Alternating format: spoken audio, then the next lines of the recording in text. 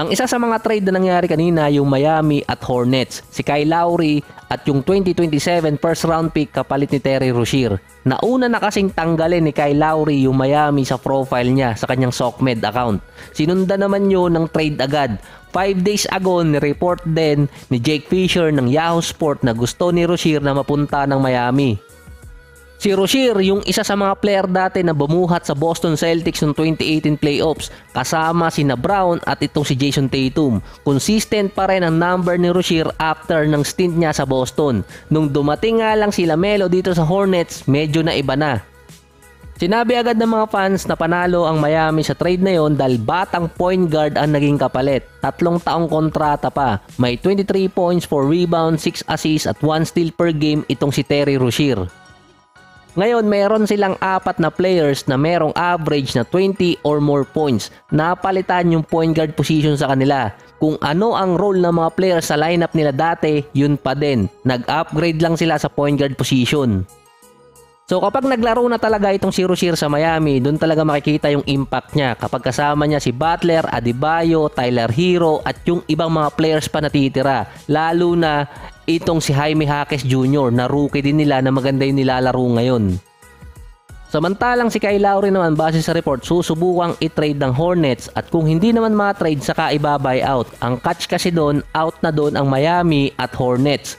7 teams ang hindi pwedeng kunin si Kyle Lowry kung sakali ma-buyout siya. Actually 6 yun dahil kasama na dito yung Miami sa lagpas sa tax apron. Ito pa ay kasama nila ang Celtics, Nuggets, Golden State, Clippers at yung Phoenix Suns. Meron pang Milwaukee Bucks. So hindi sila pwedeng kumuha ng player na galing sa buyout. Pwera na lang kung magbabawas pa sila ng player na merong mataas na kontrata para bumaba ang kanilang tax. Noong mga nakaraang season pa, nung nasa trade rumors talaga si Kyle Lowry, kung mati-trade man siya, ay magre-request siya ng buyout dahil ang gusto talaga diyang puntahan nun ay Sixers. Ang Philadelphia kasi ang hometown nitong si Kyle Lowry. Doon niya gustong mag-retire. Lalo na nasa Sixers na ngayon yung dati niyang coach sa Raptors, si Nick Nurse. Ang Suns naman sa report gusto rin nila makipag-trade sa Hornets. Sila yung nakikita na magkakaroon ng fire sale para sa trade. Ang target na makuha ng Phoenix Suns si Nick Richards or kaya si Miles Bridges. Tradeable yung dalawa. Kumbaga pasok sa Phoenix Suns sa kanilang salary cap. Ito ay kung papayag ang Hornets sa ibibigay ng Phoenix Suns. Below $8 million ang contract ni na Richards at itong si Bridges. Si Nick Richards pa nasa 8.7 rebounds at 1 block per game. Defensive player siya. Yun kasi ang kulang ngayon para dito sa Suns. Si Bridges naman, 20.7 rebounds at almost 3 assists per game. Meron pa siyang 36% sa 3-point area. Mas mataas nga lang yung value ni Bridges kumpara kay Richards. Pero, meron kasing pwedeng ipalit itong Phoenix Suns. 2 players lang din. Ito yung binanggit dati sa report na willing i-trade nila, si Nasir Little at si Grayson Allen. So katulad ng sa Miami Heat, ang usapan na lang doon, ilang draft picks ang ibibigay ng Phoenix Suns para makuha yung isa sa 2 player na nasa report ngayon na target nila. Yung isa pang nangyari naman sa NBA ngayon, tinanggal bilang head coach si Adrian Griffin kahit pa ang Bucks ay merong 30-13 record, number 2 sa East. Naunahan naman ng CNN sina Woj at Sham kung sino ang papalit bilang head coach ng Milwaukee Bucks. Ito nga ay si Doc Rivers. Ilang oras yun after matanggal ni Adrian Griffin. Pero sa report, dinidil pa kung si Doc Rivers na talaga yung papalit dahil nga yung ibang mga fans ng Milwaukee Bucks ayaw sa kanya. Alam nyo na naman yung track record ni Doc Rivers. Naging NBA champion siya noong 2008 sa Boston bilang head coach at sa track record na rin ngayon after ng Boston stint niya. Delikado ang team niya kapag Game 7 ng series at kapag nasa 3-1 advantage na ang team nila. Kaya divided yung mga fans kung si Doc Rivers ang papalit dito sa Bucks. So meron pa akong nababasa na kaya tinanggal itong si Adrian Griffin mula naman sa Twitterverse ay dahil gusto niyang ipatanggal si Thanasis at palitan ng ibang role player. Yun talaga magagamit dahil nga nasasayang yung isang spot.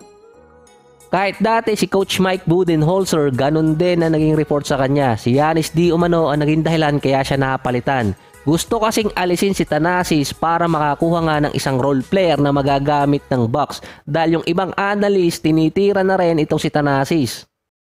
Marunong na rin itong si Giannis pero wala talagang official report regarding dun sa mga rumors at sa mga posts ngayon sa Twitterverse at kahit sa FB. Binibiro lang ng mga fans itong si Giannis. Pero dati sinabi na rin ng management na kailangan nilang mapasaya talaga si Giannis. Ang ginagawa nila, pinapipirma yung mga kapatid niya. Kahit yung Bulls, ganun din ang taktikang ginawa nung magiging free agent sana si Giannis bago siya pumirma ng extension nung kinuha ng Bulls si Costas.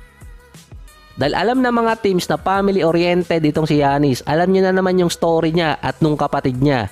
Ang isa pang nabanggit na dahilan doon, nung start pa lang ng January, hindi na talaga maganda yung tinatakbo ng Bucks.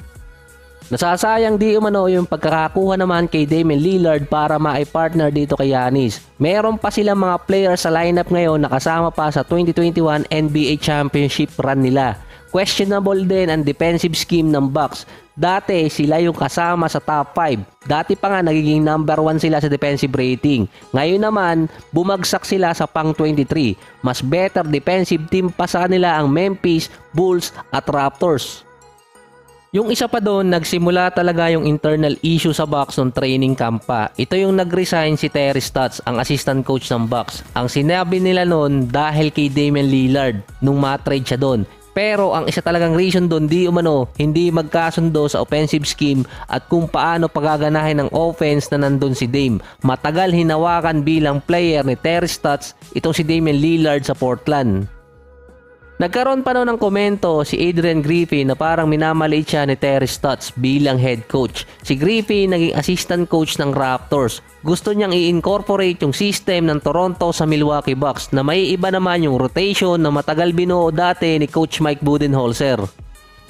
Ang identity ng Milwaukee Bucks, defense. Si Giannis ang isa sa mga top defender ng NBA na nung hinawakan ni Adrian Griffin ang team, bumagsak ang defensive rating ng team, lalo na si Giannis. Mula sa 109 sa defensive rating last season, naging 113 siya.